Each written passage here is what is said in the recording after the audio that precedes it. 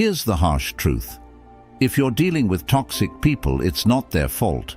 It's yours for allowing them in your life. But don't worry, I'll show you how to take back control and leave them powerless. Toxic people don't just appear out of nowhere.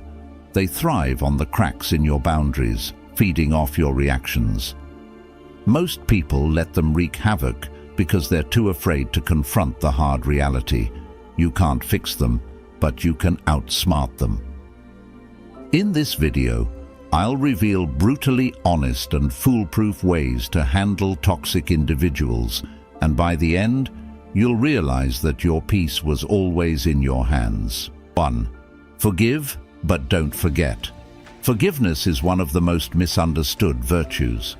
Many people think forgiving someone means you're weak, naive, or willing to overlook the pain they caused you.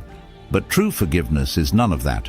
It's not about excusing someone's behavior or welcoming them back into your life with open arms. It's about liberating yourself from the chains of resentment. I learned this the hard way. Years ago, I had a close friend, let's call them Alex. We were inseparable, or so I thought. One day, I confided in Alex about something deeply personal, trusting they would keep it between us. But a week later, I found out they had shared my secret with others, twisting the story in a way that painted me in the worst possible light. The betrayal cut deep. I was furious, not just at Alex, but at myself for trusting them in the first place. The anger stayed with me for months, maybe even years. Every time I saw them, or even heard their name, it felt like the wound was reopening. I carried that resentment everywhere, and I didn't realize how much it was weighing me down.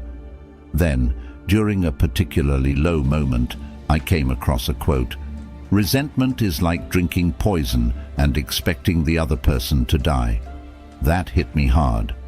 I realized that while Alex had moved on, living their life, I was the one trapped in a cycle of anger and hurt. My resentment wasn't punishing them, it was punishing me. So I made the decision to forgive, but not in the way most people imagine. I didn't call Alex up to reconcile, nor did I invite them back into my inner circle. Instead, I forgave them silently, in my own heart. I let go of the anger, not for Alex's sake, but for my own peace. But here's the critical part: I didn't forget.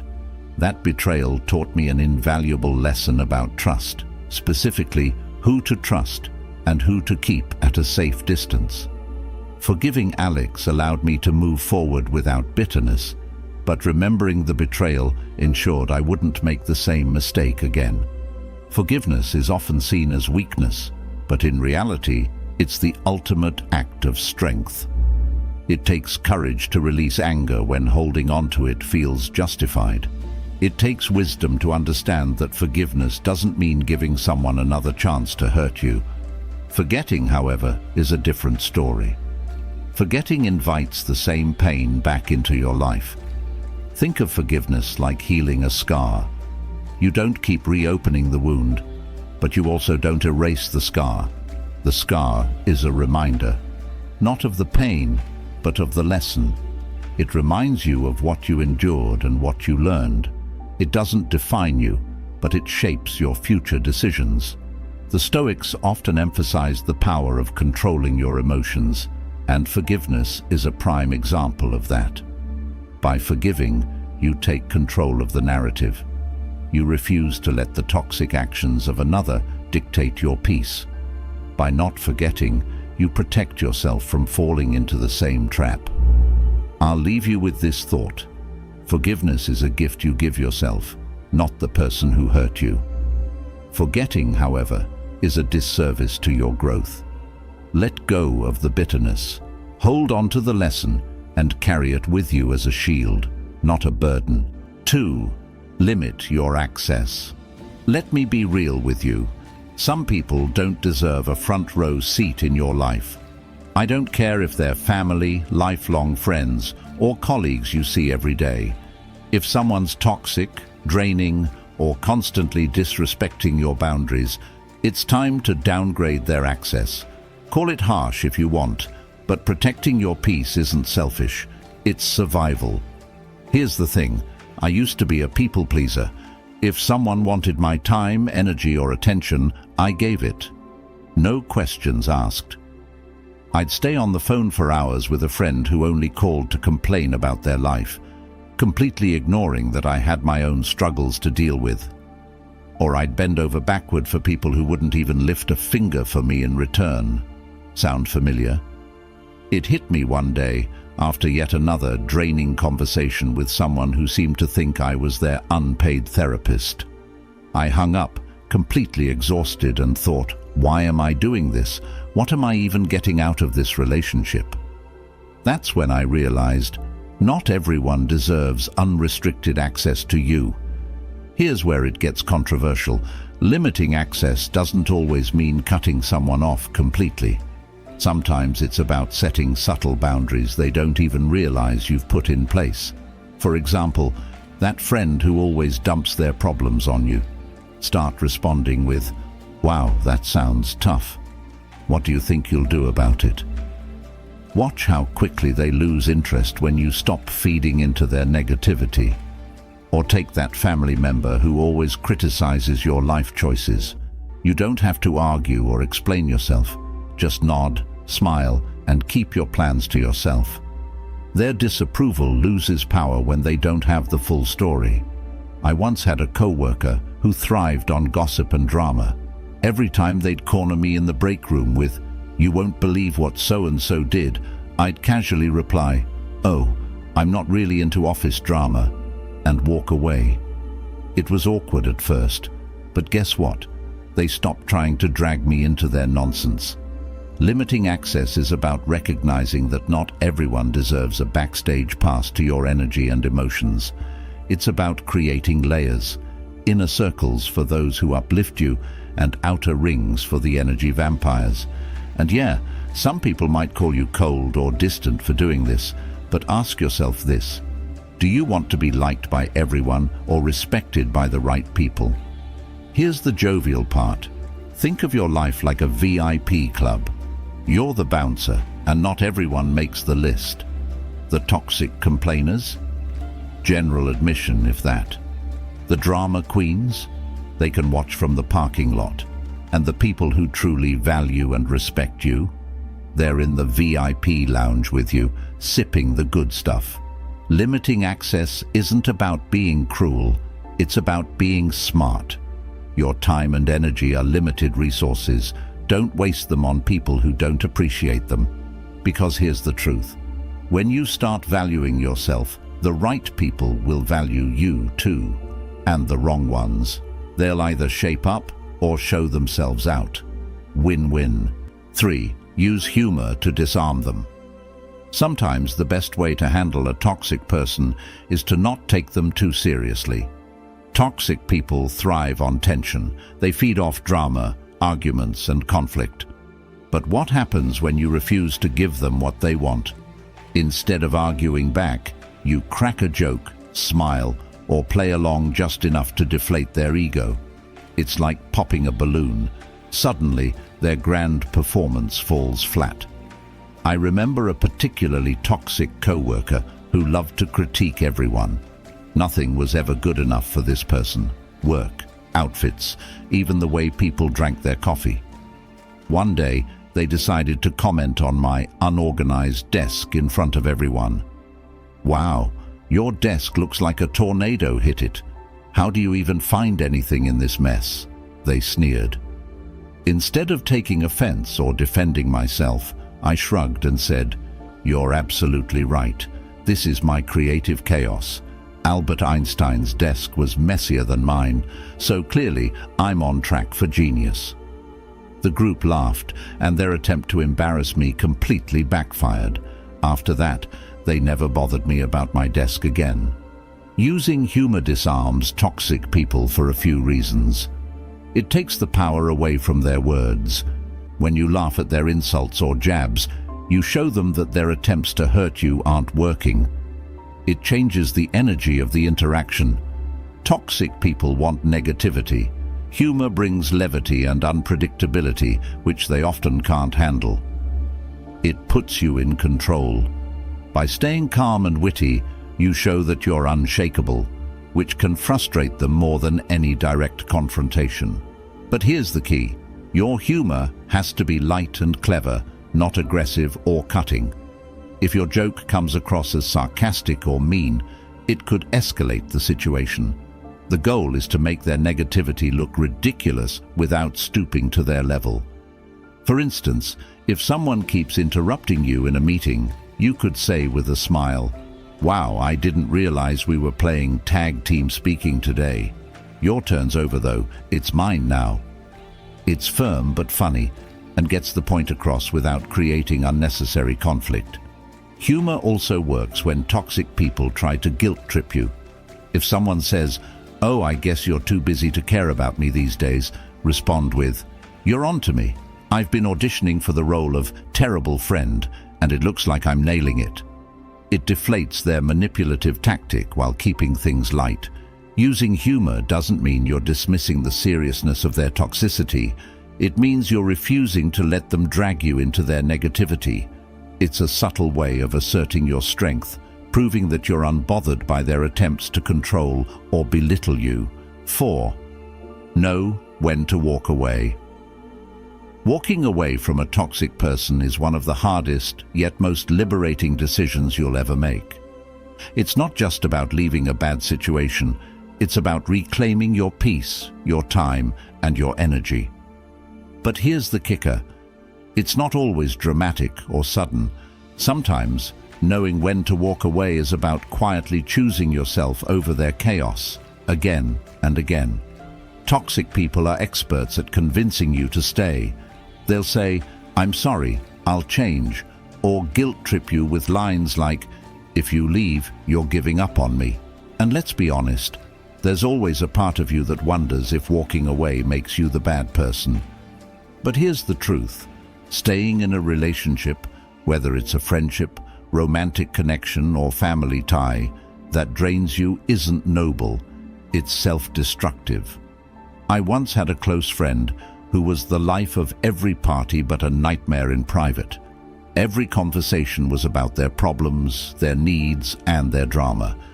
If I ever talked about my own struggles, they'd dismiss it or turn it into a competition. "Oh, you had a bad day? Let me tell you about mine."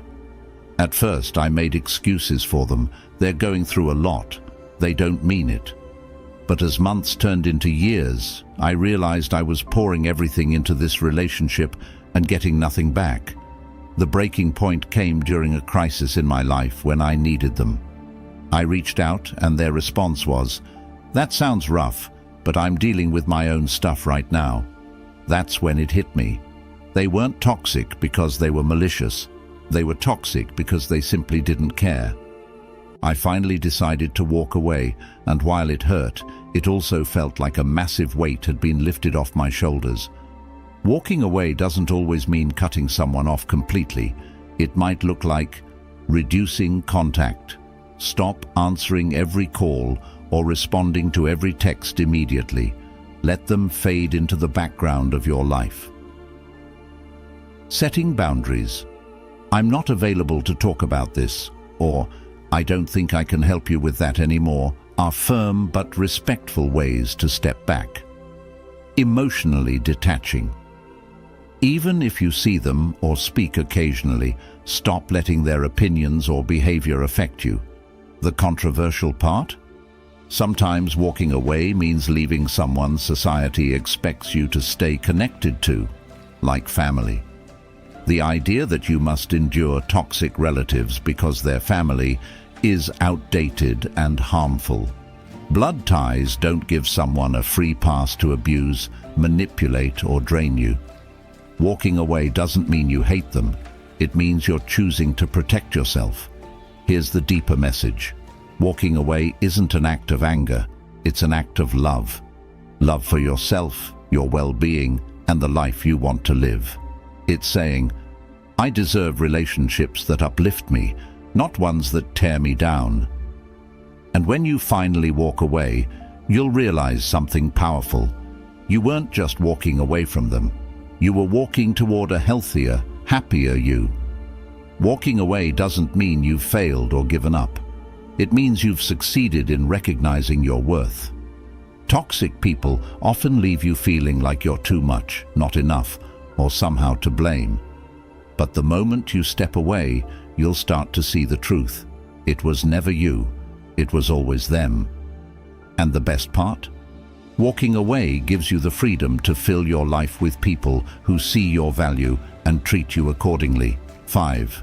Surround yourself with uplifting people. Dealing with toxic individuals can feel like trying to swim with weights tied to your ankles.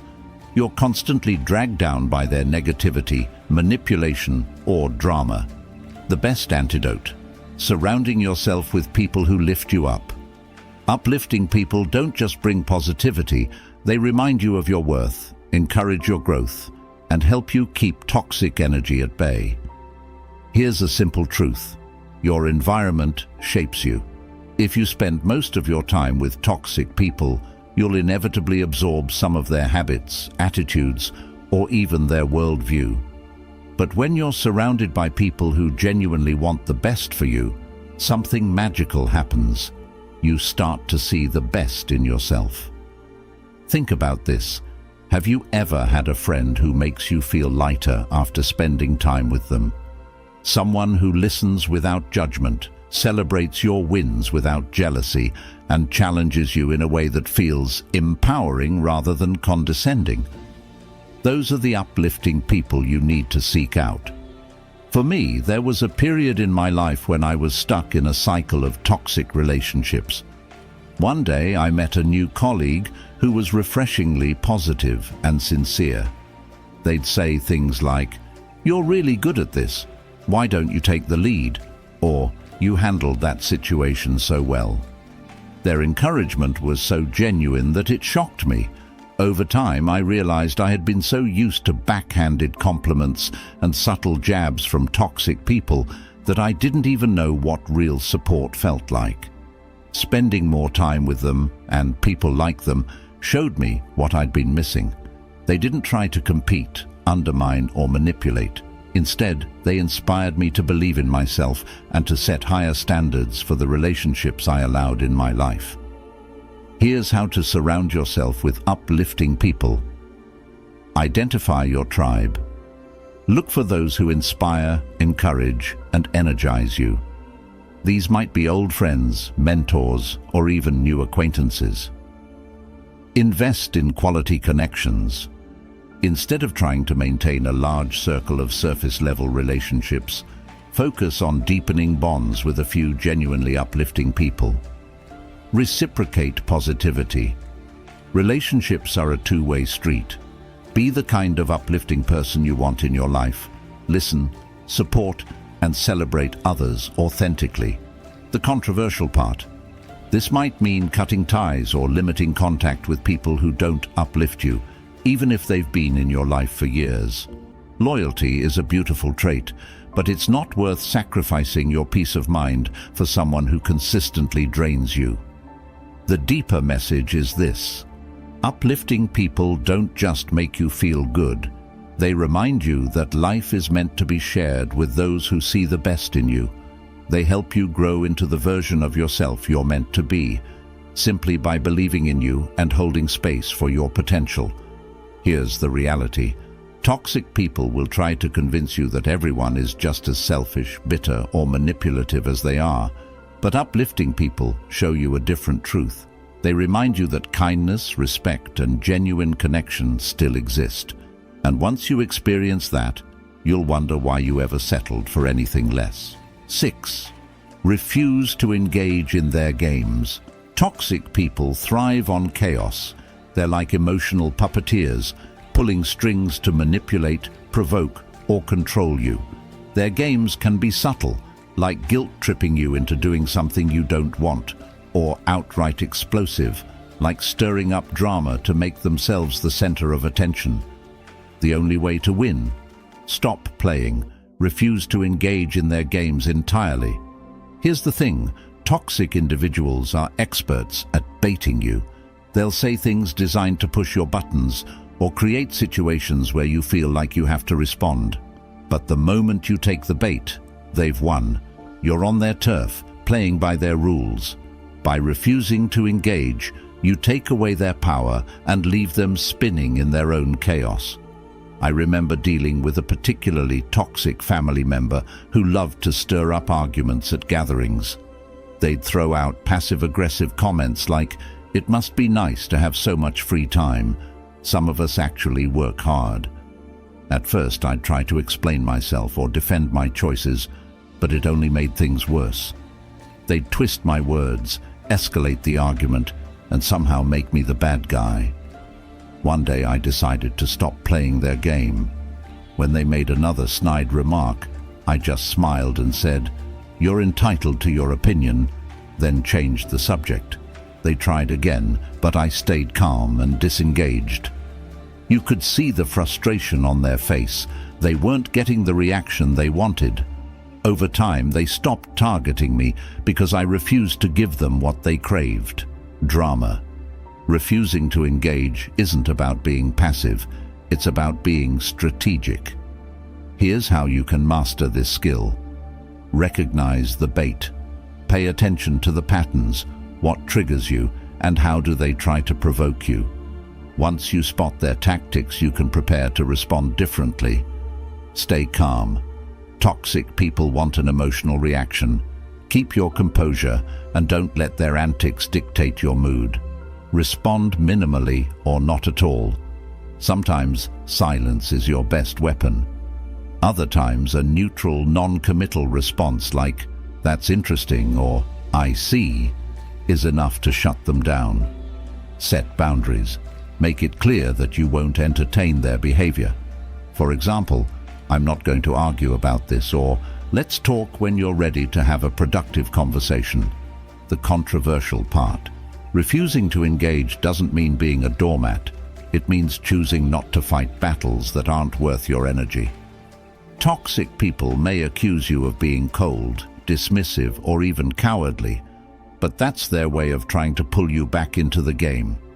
Remember, their opinion doesn't define you. The deeper message here is about control, yours. By refusing to engage, you remind yourself that you don't owe anyone your energy, especially not someone who thrives on negativity. You're setting the terms for how you want to interact with the world, not letting someone else dictate them. Life is too short to be drawn into pointless arguments or toxic mind games. When you step back and refuse to engage, you're not running away. You're rising above. And in doing so, you're choosing peace over chaos, clarity over confusion, and power over manipulation. That's a game worth winning every time. 7. Stay focused on your purpose. Toxic people love to derail you.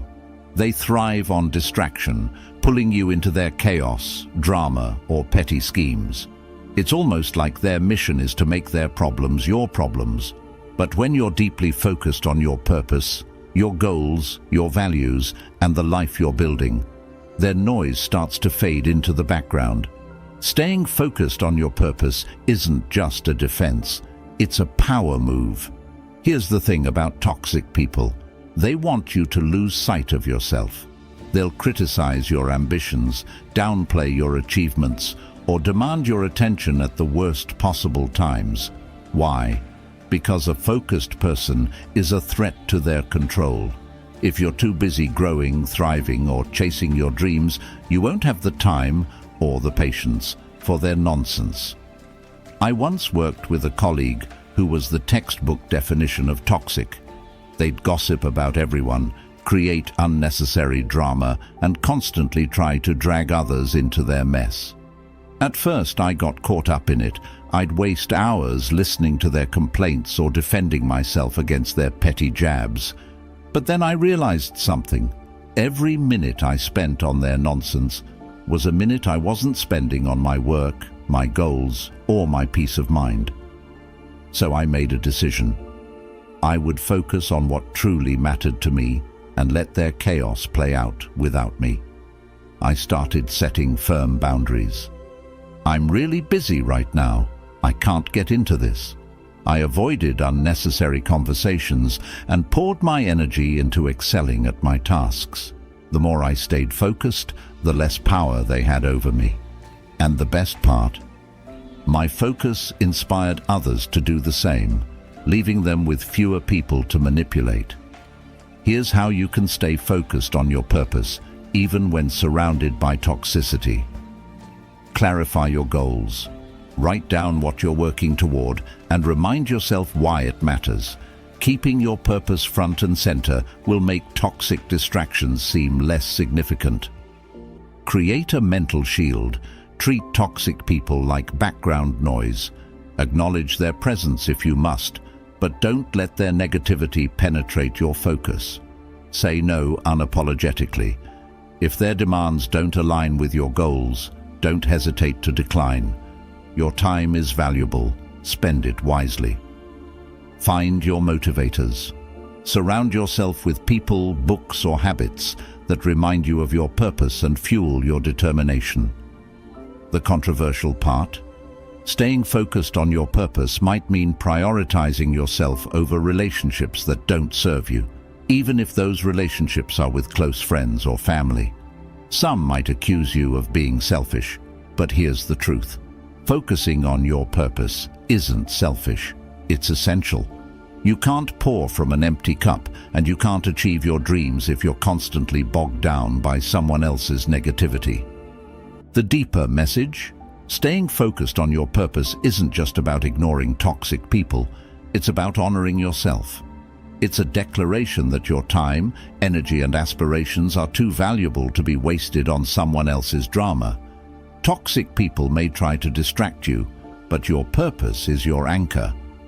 When you're clear on what you're working toward, their negativity can't shake you. And as you continue to pursue your goals, something incredible happens. You build a life so fulfilling and grounded that their toxicity becomes irrelevant. At that point, you're not just surviving their chaos, you're thriving despite it, and that's the ultimate win. 8. Avoid gossiping about them. Gossiping about toxic people might feel satisfying in the moment, like a harmless way to vent your frustration or even the score. But let's be real, gossip never ends well. It keeps their toxicity alive in your life, turns you into the very thing you're trying to escape, and worst of all, gives them free rent in your head. If you want to deal with toxic people effectively, resist the urge to talk behind their backs. Here's the reality. Toxic people are often fueled by attention, even negative attention. Gossip only feeds the drama they crave, making you an unintentional participant in their game. Worse, it creates a toxic cycle where their behavior starts dictating your actions. That's the opposite of taking control. I learned this the hard way. At one point, I had a coworker who was notoriously toxic, always stirring up conflict and dragging others down. A few of us would vent about them during lunch, sharing stories about their latest antics. At first, it felt like camaraderie, but over time, I realized something unsettling. Every conversation about them left me feeling drained and bitter. Worse, they somehow found out about our gossip and used it to paint themselves as the victim. From that moment, I decided to stop engaging in gossip. Instead, I focused on maintaining my professionalism and addressing issues directly when necessary. It wasn't always easy. There were times I really wanted to vent, but I noticed a shift. By stepping out of the gossip loop, I reclaimed my energy and my integrity. Here's how you can avoid gossiping about toxic people while staying sane. Vent productively. If you need to release your frustration, do it with someone you trust who won't fuel the fire, like a mentor or therapist. Stick to facts, not insults. Redirect the conversation. When others start gossiping about the toxic person, steer the discussion toward more constructive topics. For example, let's focus on how we can handle this situation better. Focus on solutions. Instead of dwelling on their behavior, Channel your energy into finding ways to protect your peace and move forward. Practice empathy. While you don't have to excuse their behavior, recognizing that toxic people often act out of their own pain can help you rise above the temptation to gossip. The controversial part. Avoiding gossip might make you feel isolated in a world where venting about others seems like the norm. People might even accuse you of being too nice or passive. But here's the truth. Avoiding gossip isn't about being nice. It's about being smart. Gossip chains you to the very toxicity you're trying to escape. Letting it go sets you free. The deeper message is this. By refusing to gossip, you're choosing to break the cycle of negativity. You're proving to yourself and others that you won't let someone else's bad behavior drag you down to their level. Toxic people thrive on chaos, and gossip is just another form of it. By stepping away from the chatter, you starve them of the attention they seek and protect your own peace of mind. And in doing so, you demonstrate one of the most powerful forms of self-respect, the ability to rise above, even when it's tempting not to. Dealing with toxic people isn't about changing them, it's about protecting yourself. You can't control their behavior, but you can control how you respond. The truth is, toxic people will always exist. But when you master the art of setting boundaries, staying focused, and refusing to play their games, they lose their power over you. Remember, your energy is precious. You have dreams to chase, goals to crush, and a life to build. Don't let anyone's negativity distract you from that. Stand your ground, choose your peace, and keep moving forward. If this video helped you take a fresh perspective, leave a comment below and share your own strategies for dealing with toxic people. And don't forget to like and subscribe for more insights to help you live a stronger, more purposeful life. You've got this. Now go claim your power. See you in the next one.